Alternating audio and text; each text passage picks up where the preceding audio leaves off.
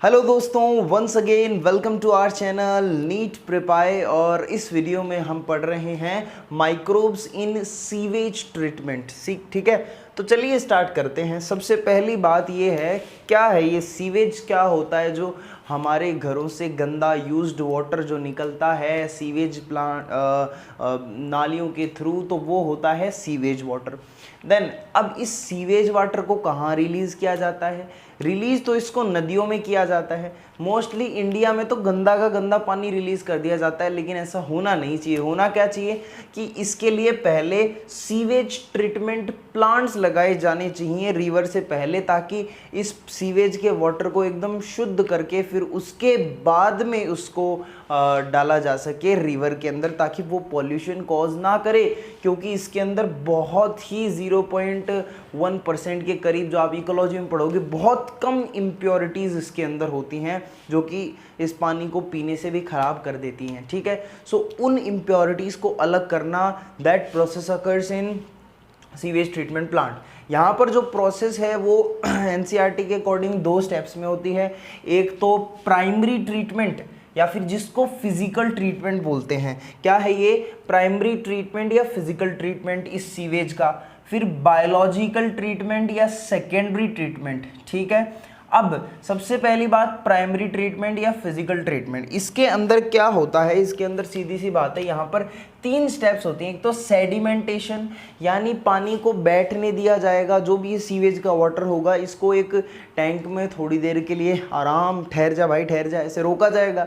फिर वहाँ पे क्या होगा कि जो भी ऐसा सामान होगा, जो भी ऐसी चीज़ें होंगी, पत्थर वत्थर जो भी नीचे बैठने वाले होंगे, वो नीचे जम जाएंगे, नीचे बैठ जाएंगे जा करके। ठीक है, इतनी देर तो उसमें तैर रहे थे, गोते खा रहे थे, फिर नीचे जाके बैठ जाएंगे, थोड़ी देर के लिए रेस्ट में छोड़ेंगे हम पानी को।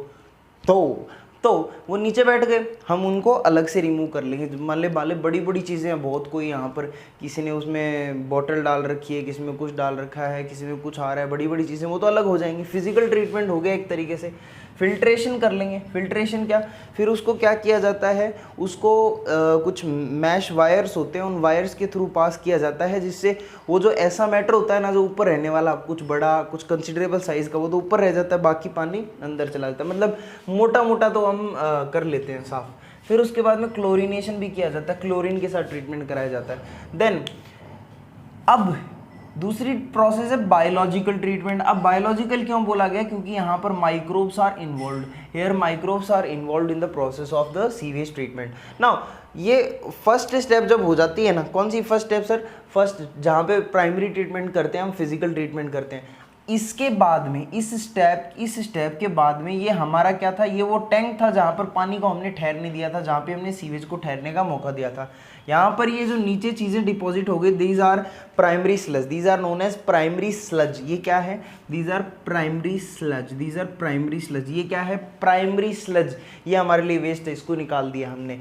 देन ये जो ऊपर का पार्ट बचा ना, ऊपर का पार्ट बचा, दिस इज प्राइमरी एफ्लुएंट, और you can simply call it effluent. ठीक है, ये क्या है? एफ्लुएंट है। अब ये जो एफ्लुएंट है ना भाइयों, इस एफ्लुएंट को सेकेंडरी ट्रीटमेंट, बायोलॉजिकल ट्रीटमेंट के लिए भेजा जाता है। इस एफ्लुएंट को सेकेंडरी ट्रीटमेंट, बायोलॉजिकल ट्रीटमेंट के लिए भेजा जाता है। सेकेंडरी ट्रीटमेंट, बायोलॉजिकल ट्रीटमेंट के लिए भेजा जाता है। ओके, अब इस सेकेंडरी ट्रीटमेंट, बायोलॉजिकल ट्रीटमेंट में क्या होता है? यहाँ पर लार्ज एरेशन टैंक्स होते हैं। एक लार्ज एरेशन टैंक होता है। क्यों? इसमें क्या होता है ऐसा? इसके अंदर 2 काम होते हैं। एक तो पंखे लगा दिए जाते हैं, इसको मैकेनिकली एजिटेट किया जाता है, मैकेनिकली इसको एजिटेट किया जाता है। देन इसके अंदर एक काम और किया जाता है, यहाँ पर लार्ज अमाउंट ऑफ ऑक्सीजन भी पंप की जाती है अंदर, इसके large amount of oxygen pump की जाती है, और इसको मैकेनिकली एजिटेट किया जाता है। ये इसलिए इनको बोलते हैं large aeration tanks, you know. अब भाई साहब, ये करने से क्या हो गया? मैकेनिकल एजिटेशन से क्या हुआ? O2 पंप की इससे क्या हो गया? क्या उखाड़ लिया तुमने? तो देखो, हमने बहुत कुछ उखाड़ लिया, हम ऊंचाइयों को छू गए, हमने ग्रोथ करा दी। किसकी ग्रोथ कराई? फ्लॉक्स की। ये क्या हुआ है? ये क्या हुआ है? To promote the growth of flocks. हम ये इसलिए कराते हैं बच्चों, ताकि हम फ्लॉक्स की ग्रोथ को प्रमोट कर सकें। सर ये फ्लॉक्स क्या होते हैं? ये कुछ मैश लाइक स्ट्रक्चर होती हैं ऐसी जो मैंने शो कर रखी हैं। ये कैसे बनती हैं? ये तब बनती हैं जब फंगल की हाइफी और एरोबिक बैक्टीरिया का मिलन हो जाए। दोनों गुची गुची गू कर रहे हो यहाँ पे, hyphae and aerobic bacteria. Aerobic bacteria है, एनएरोबिक नहीं है, एरोबिक बैक्टीरिया हाइफी, ठीक है। मतलब हम ऐसे बोल सकते हैं कि aerobic bacteria associated with the fungal hyphae, ठीक है, form a mesh like structure which is known as floc. इनके ग्रुप को बोलते हैं फ्लॉक। सो इसकी फ्लॉक की ग्रोथ प्रमोट कर दी हमने ऐसा करके, क्योंकि ऑक्सीजन अच्छी मिली। एरोबिक बैक्टीरिया ऑक्सीजन में ही जिएगा, काम करेगा धड़ा धड़। ऑक्सीजन पंप की हमने, मैकेनिकल एजिटेशन दी, इसकी वजह से क्या हुआ, ऑक्सीजन इसको मिली अच्छे से, तो ये ग्रो किया।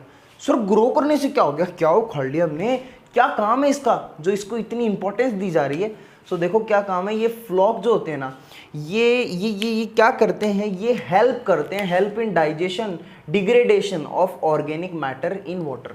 अभी जो ऊपर ये जो हमने यहाँ पर ये एफ्लुएंट ट्रांसफर किया था, इस एफ्लुएंट के अंदर, इस वाटर के अंदर जो भी ऑर्गेनिक मैटर प्रेजेंट है, उस ऑर्गेनिक मैटर को ये डिग्रेड कर देते हैं। क्योंकि यार बैक्टीरिया है, फंजाई, ये दोनों मिलकर के इसको क्या करेंगे? चट कर देंगे, डिग्रेड कर देंगे।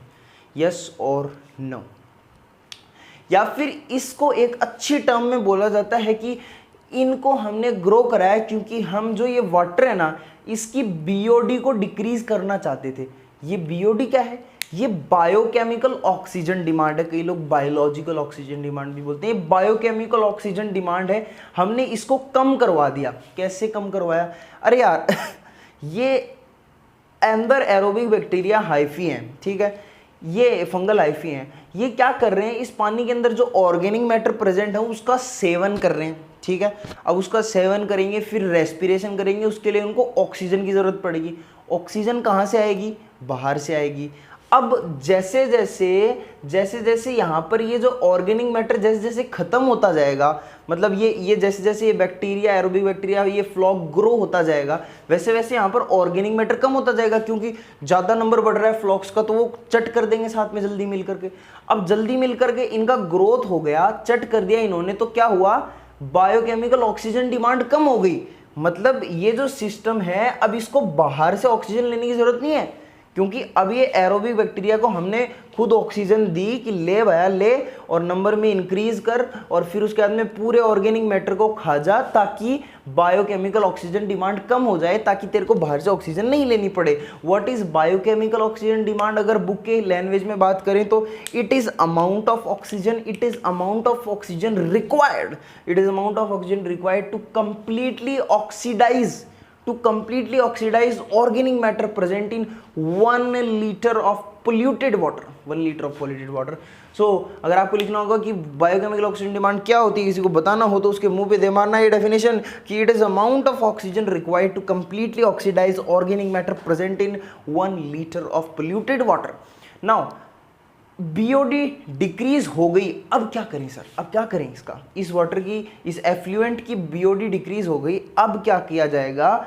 नाउ इस वाटर को सेटलिंग टैंक्स में भेजा जाएगा।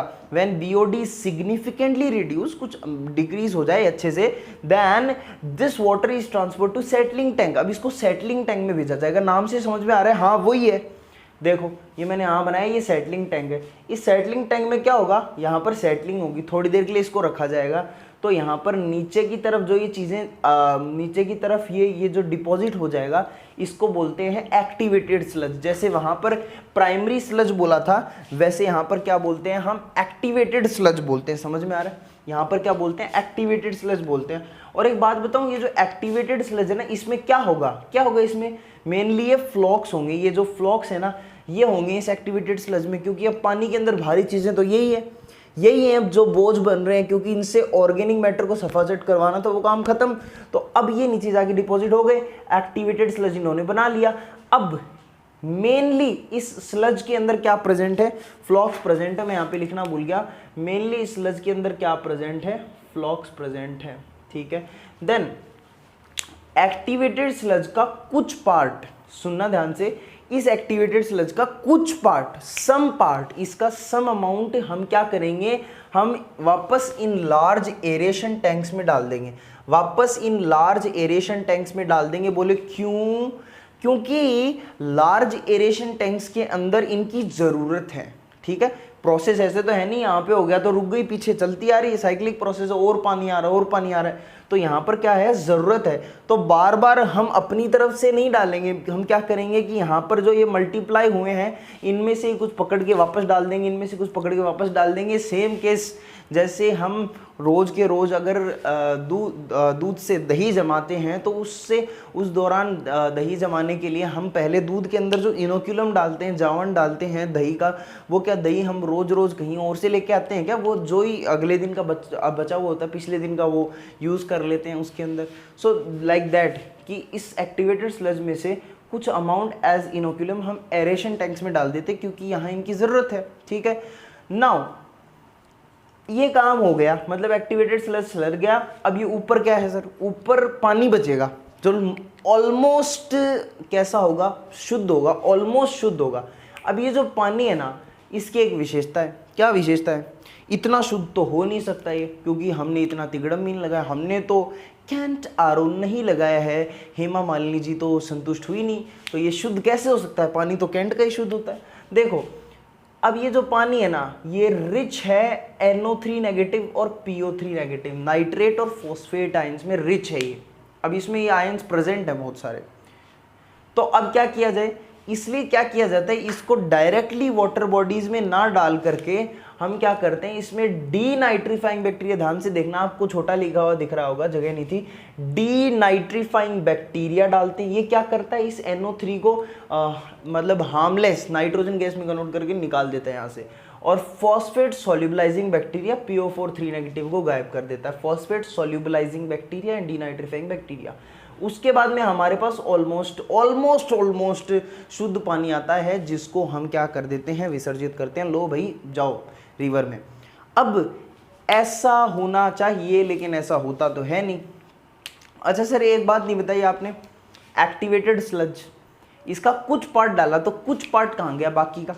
ये देखो यहाँ पर एस्टेरिक मार्क लगा रखा है, यहाँ भी लगा रखा है। देखो क्या बात है कि rest amount of activated sludge कहाँ गया? Rest amount of activated sludge को हमने क्या किया, उनको एनएरोबिक स्लज डाइजेस्टर में डाल दिया।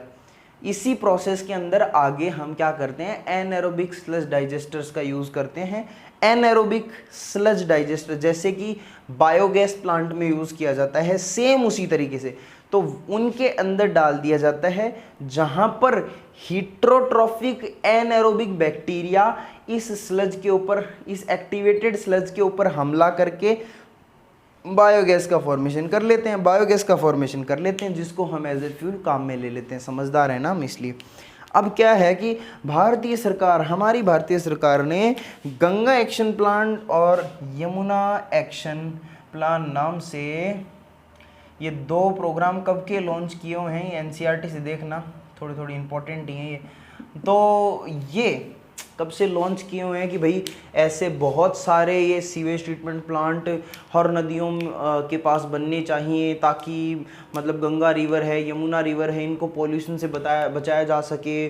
कितने सालों से चल रहा है, बट यू नो हमारे मतलब अगर रिवर्स को देखते हुए और पॉपुलेशन को देखते हुए बहुत एकदम चिन्ने से सीवेज ट्रीटमेंट प्लांट्स प्रेजेंट है इंडिया में, चिन्ने से सीवेज ट्रीटमेंट प्लांट, और उनका नंबर बढ़ा नहीं रहे लोग, बस ये आंदोलन चलाया जा रहा है, आंदोलन, चलो यमुना, चलो यमुना को साफ़ करो, गंगा को साफ़ करो। ऐसे कैसे होगी साफ़? खर्चा करना पड़ेगा मंत्रियों की जेब से ज़्यादा, उसको यहाँ लगाना पड़ेगा। So this is all about sewage treatment plant and बहुत मैंने कोशिश की है पूरा समराइज़ करने की। मिलते हैं नेक्स्ट वीडियो में, जिसमें चैप्टर का कुछ बचा खुचा पार्ट करेंगे। Till then take care, bye bye.